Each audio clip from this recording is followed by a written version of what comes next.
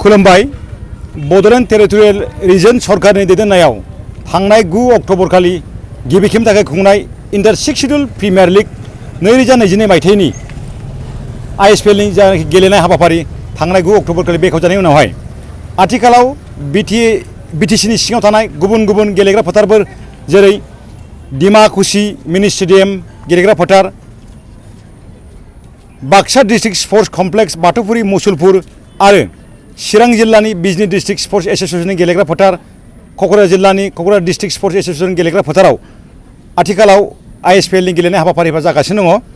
बिनिनो गाबोन 12 अक्ट'बर खालि क'क्राझार जिल्लानि केडिएसए गेलेग्रा फोथाराव लीग मैच आईएसपीएलनि ग्रुप एनि लीग मैचआ गाबोन जागायगोन। बिनिनो बे जागायनाय हाबाफारिखौ गाबोन मोनाबिलि 6:15 जोंनि बिटिआर सरकारनि गाहाय मावफुंगिरि सोद्रोमा माननीय मुसुब प्रमद बर'आ आलासि महरै बाहागो लानानै बिथाङा गाबोन बेखेवगोन।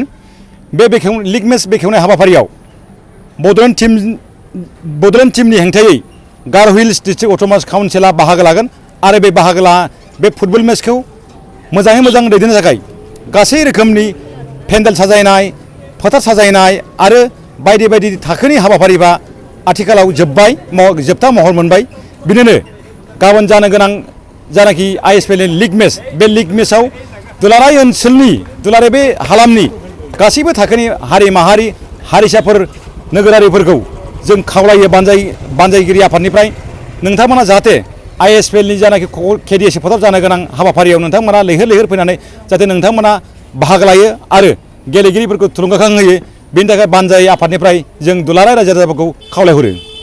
जोंनि बे आईएसपीएलनि हाबाफारिनि गेजेरजों मिजिंथिदों बड'लेण्ड हालामजों लोगोसे आसाम रायजोनि अनगायैबो सा सानजा ओनसोलाव थानाय 6 शेड्यूल काउन्सिलफोरनि गेजेराव जाखांफु लाइमोन सेंग्रा सिख्लाफोरखौ गेलेनाय एबा स्पर्ट्स फारसे जों जाहाथे फैगौ समाव गोग्गो थासारि गोग्गो आबहावा जों दानो हायो बे नोजोरजोंनो जोङो आईएसपीएल हाबाफारिखौ जों खुंदों। बे बोसोरनिफ्राय फैगौ समाव बे आईएसपीएल हाबाफारिखौ जोङो थोगोर गोनाङै मोनसे एनुवेलि केलेन्डार महरै जों जाहाथे महर होनो हायो जों बिनि थाखायबो बिटिआर सरकारा थांखि लादों।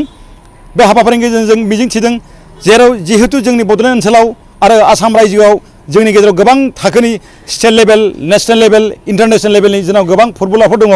बे फुटबलारफोरखौ जोङो इन्टारनेशनेल लेभेलाव नेशनेल लेभेलाव जों जाहाथे बिथांमोननो मोजां जायगा थासारि सोरजिनाय जों आबहावा लानो हायो बे आबहावानि थांखिजों जों आईएसपीएल हाबाफारिखौ जों खुंदों।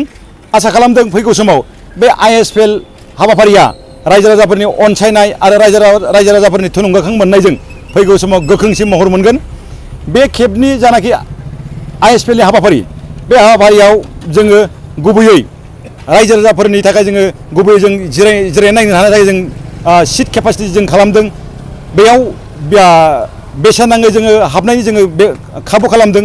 नोंथांमोना फैनानै लैहोर फैनानै जाहाथे बे आईएसपीएल हाबाफारिखौ नोंथांमोना मदद होयो जों बेखौबो खावलायहरो।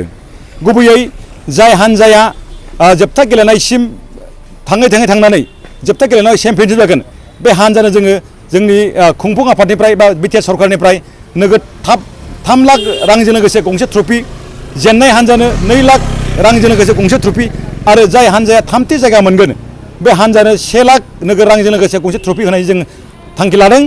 बे हाबाफारिनि गेजेरजों जों मिजिंथिदों जोंनि बे हालामनि गासैबो थाखोनि नोगोरारिफोरनि गेजेराव गोजोन खौसेथि अनलायनाय गावजों गावनि गेजेराव बिदा फंबायनि जानाखि गोजोनथियारि नोजोरा जाहाथे गोख्रों जानो हायो जों बेखौ थांखि लादों।